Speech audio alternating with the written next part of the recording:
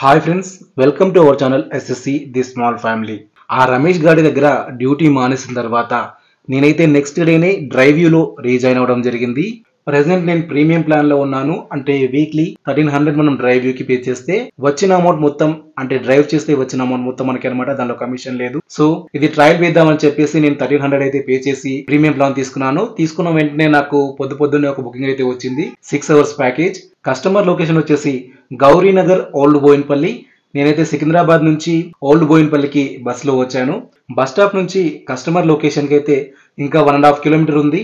ఆ 1.5 కిలోమీటర్ నేను by walk వెళ్తున్నాను. యాక్చువల్లీ ర్యాపిడో బుక్ చేసుకుని వెళ్ళొచ్చు, కానీ నడవడం హెల్త్ కి మంచిది కదా అని చెప్పేసి నడుస్తున్నాను. ఆల్మోస్ట్ నేను చాలా సార్లు ఇలాగే చేస్తాను. ఎందుకంటే టైం లేనప్పుడు మాత్రమే, అంటే బుకింగ్ కి మనం టైం టు టైం ఉండాలి. కస్టమర్ ఏ టైంకి అయితే రిక్వెస్ట్ చేశారో ఆ టైం కి మనం కస్టమర్ లొకేషన్ లో ఉండాలి. కాబట్టి నేను కాస్త ఎర్లీగానే స్టార్ట్ అయ్యాను. అందుకని నాకు ఇంకా 1 hour టైం ఉంది బుకింగ్ స్టార్ట్ అవడానికి. కాబట్టి 1.5 కిలోమీటర్ కాబట్టి 1.5 కిలోమీటర్ లేదా 2 కిలోమీటర్స్ ఇలా డిస్టెన్స్ ఉంటే నేను ఖచ్చితంగా నడవడానికి ట్రై చేస్తాను. ఎందుకంటే మనం డైలీ కొద్దిసేపు నడవడం వల్ల అది మన బాడీకి ఒక మంచి ఎక్సర్సైజ్ లా పనిచేస్తుంది. ఇంకా సెపరేట్ గా ఎటువంటి ఎక్సర్సైజ్ చేయాల్సిన అవసరం లేదు. ఇది నేను చెప్తున్న విషయం కాదు, డాక్టర్లే చెప్తున్నారు. మీకు బోర్ కొట్టకుండా ఉండడం కోసం నేను ఈ నడిచే వీడియోని ఫాస్ట్ ఫార్వర్డ్ అయితే చేశాను. New model Swift Dzire vehicle, కానీ ఎన్ని నెలల నుంచో ఇక్కడ పార్క్ చేసి వెళ్ళిపోయినట్టున్నారు ఓనర్స్. రీజన్ ఏదైనా అవ్వచ్చు, కానీ ఒక 8 to 10 lakhs పెట్టుబడి పెట్టి వెహికల్ కొని ఇలా చేస్తే లాస్ తప్ప లాభం లేదు కదా. దీని బదులు ఎవరైనా క్యాబ్ నడిపే డ్రైవర్ కి లీజ్ కి ఇచ్చినా కూడా మంత్లీ ఒక 30,000 ప్రాఫిట్ ఈజీగా వస్తుంది.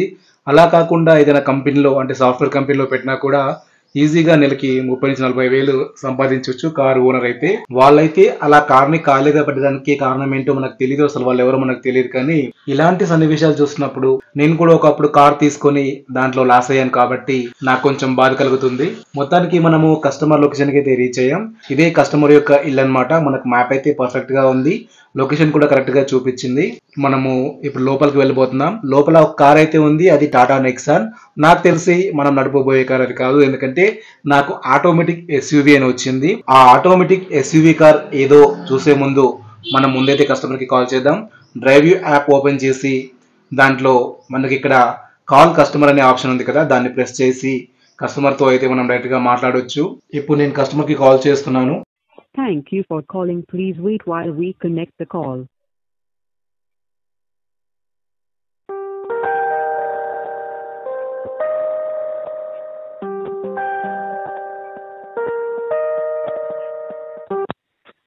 Hello sir, good morning sir. నేను డ్రైవర్ శ్రీశైలం.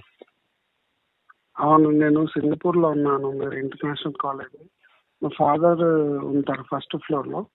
ఇది విజయరాణి నివాస్ ఇదేనా సార్? అవును అవును. ఓకే సార్, ఫస్ట్ ఫ్లోర్కి వెళ్ళమంటారా? ఫస్ట్ ఫ్లోర్ అంతా ఒక్కటే, వెళ్ళి ఇట్లా లక్ష్మిని పంపించారని చెప్పండి. Okay sir. నేను చెప్తాను మా నాన్న ఫోన్ చేసి. Okay sir. చూసారు కదా, నేషనల్ అయినా ఇంటర్నేషనల్ అయినా కస్టమర్ ఎవరైనా మనకు రెస్పెక్ట్ ఇచ్చి తీరాల్సిందే. ఇదే మనం నడపబోయే car, automatic SUV Tata Harrier అనమాట. ఇప్పుడైతే మనం పైకి వెళ్దాం. పైకి వెళ్ళి కీ తెచ్చుకుందాం. నేను యూట్యూబర్ అని కస్టమర్స్ కి తెలియదు కాబట్టి నేను కస్టమర్ లొకేషన్ కి రీచ్ అయ్యేంత వరకు వీడియో అయితే స్కిప్ చేస్తున్నాను. నేను యూట్యూబర్ ని అని చెప్పి కంటిన్యూగా వీడియో రికార్డ్ చేస్తే ఎటువంటి ప్రాబ్లం అయితే ఉండదు.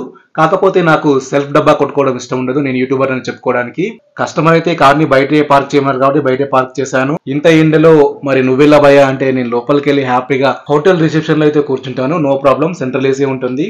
ఇక ఇదైతే కోటి అంటే చాలా మందికి తెలుసు. ఇక్కడ చాలా రకాల ఐటమ్స్, హోమ్ నీడ్స్ కానీ, బ్యాగ్స్ కానీ, ఇంకా A to Z ఎటువంటి ఐటమ్స్ కావాలన్నా చాలా తక్కువ ధరకే దొరుకుతాయి. నేను మా ఇంట్లో ఉన్న ప్రొజెక్టర్ ని కూడా ఇక్కడ నుంచే కొన్నాను 6,500 రూపీస్ కి. ఇదే ఆ ప్రొజెక్టర్. చాలా పోర్టబుల్ అండ్ లైట్ వెయిట్, కానీ 250 inches చూడండి ఎంత క్లియర్ గా కనిపిస్తుందో. ఈ ప్రొజెక్టర్ గురించి కంప్లీట్ డీటెయిల్స్ తో ఒక వీడియో చేశాను. ఆ వీడియోని ఈ వీడియో ఎన్ కార్డ్స్ లో ఇస్తాను. చూడని వాళ్ళు ఎవరైనా ఉంటే చూడండి.